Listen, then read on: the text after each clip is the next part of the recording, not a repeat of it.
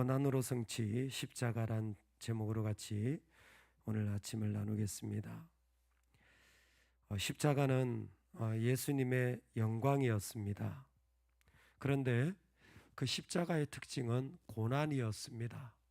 고난의 십자가는 예수님에게 예수님의 사명을 완성하고 그리고 예수님의 정체가 하나님의 아들로 밝혀지는 자리였습니다. 어떤 자리요? 고난받는 그 자리가 예수님이 누구이신지 그리고 그분의 사명이 무엇인지를 분명하게 보여주는 자리가 되었다라는 것입니다. 다시 한번 말씀드립니다.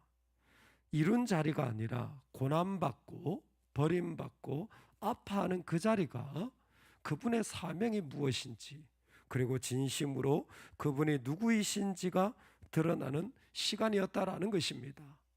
오늘 우리도 똑같다고 생각합니다. 우리가 어떤 사명을 가지고 가고 우리가 어떤 부르심으로 내가 살아가야 되는 사람인지는 내가 어려움을 당하는 그때가 진짜 드러나는 삶의 자리가 아닐까 생각합니다. 6시부터 9시까지 온 땅에 어둠이 임합니다. 어디를 바라봐도 정오 낮 12시부터 오후 3시 오늘날의 시간으로 따지면 세상이 깜깜했습니다. 마치 바로의 마음이 완악해졌을 때 온 세상에 어둠의 저주가 임한 것처럼 사람들의 마음도 완악하고 그리고 세상도 무엇 하나 빛이 없는 그런 창조 전의 혼돈과 같은 상황이었습니다. 온 땅에 어둠이 임했다라는 건 단순히 유대인이 예수를 죽여서 그 결과로 유대인에 의하여 죽임을 당했다라는 것이 아니라 온 세상의 죄가 예수님을 죽이는 것이었고 예수님의 죽음은 바로 온 세상과 관련되어져 있다라는 것을 설명하여 주는 중요한 자리입니다. 온 땅에 어둠이 임하자 예수님은 그동안 아무 말씀도 안 하셨던 침묵을 버리시고 엘로이 엘로이 라마 사바크다니 엘로이 엘로이 라마 사바크다니 아람으로 나의 하나님 어찌하여 나를 버리시나이까 라는 외침을 올려드리게 됩니다. 엘로이라는 말이 멀리서 들으면 엘로라는 엘리야라는 말과 너무나 유사하기 때문에 사람들은 엘리야를 부른다라고 생각했을 수도 있었을 것 같습니다.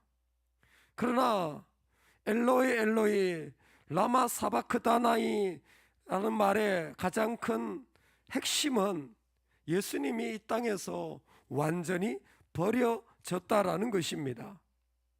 죄가 그리고 거부당하고 희생이 되어진 자리에서 당하는 말할 수 없는 아픔과 고통이 그 가운데 일어나게 된 것입니다.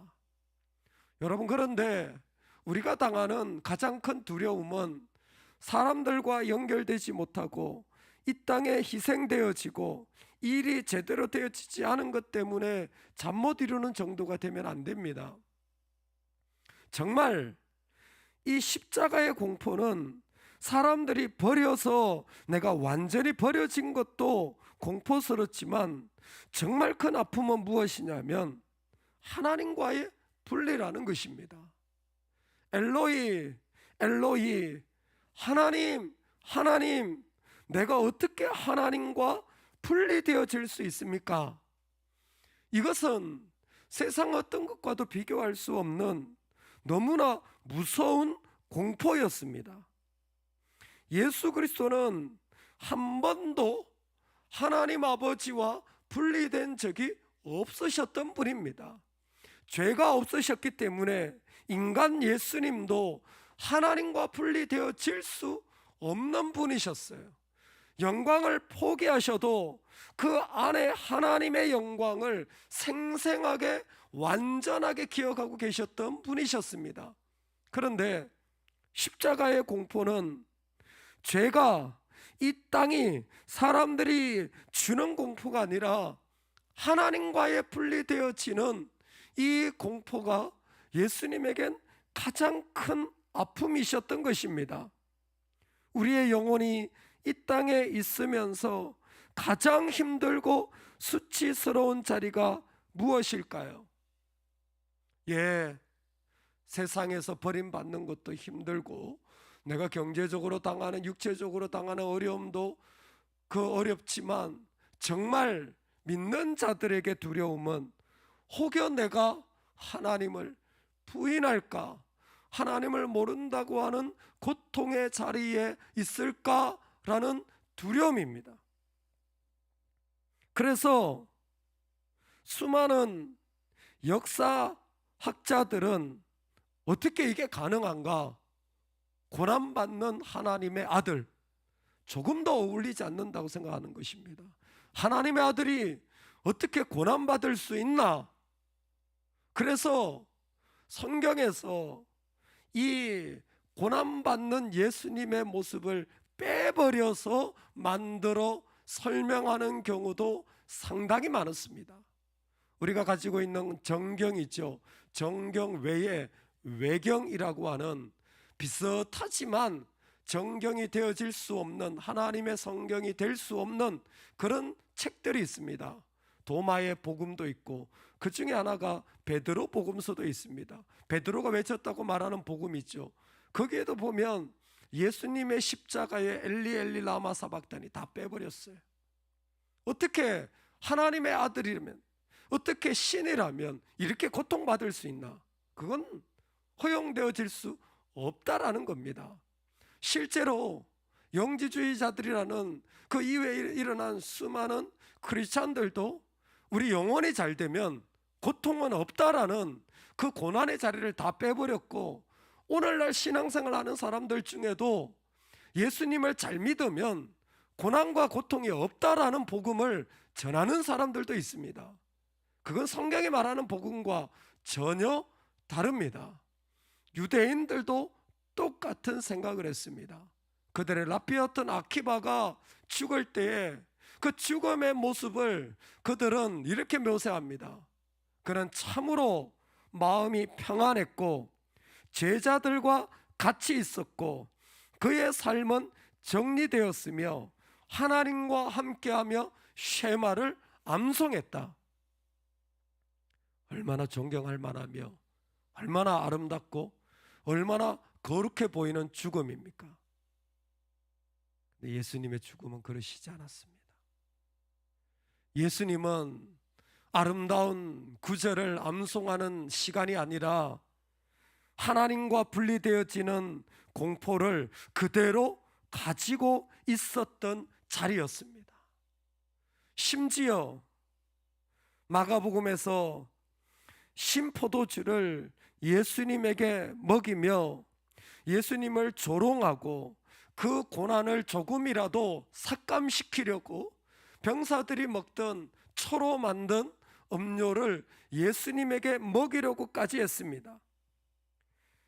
사라질 수 없는 고난인데 어설프게 무엇인가 그 고난이 줄어들 수 있다고 말한다면 그게 더 잔인한 겁니다. 그것이 더 비참하게 만드는 것입니다. 그것이 더 말할 수 없는 조롱이 되어지는 것입니다. 의인이라면 누구나 다 사람들은 고통에서 건져 주실 것이라는 사실, 그리고 반대로 저 나무에 달린다라는 것은 저주받았다라는 사실, 우리가 알고 있는 모든 상식을 동원해서 결코 인정할 수 없는 것이 믿음의 사람들이 고난을 이렇게까지 당한다라는 게 어떻게 가능하냐라는 말입니다. 하지만 주님은 그 고난의 자리, 그 버림받는 것 같은 아픔의 자리에 서 계셨습니다. 주님이 그러시다면 우리도 고난받는 자리에 서는 것이 합당한 줄로 믿습니다.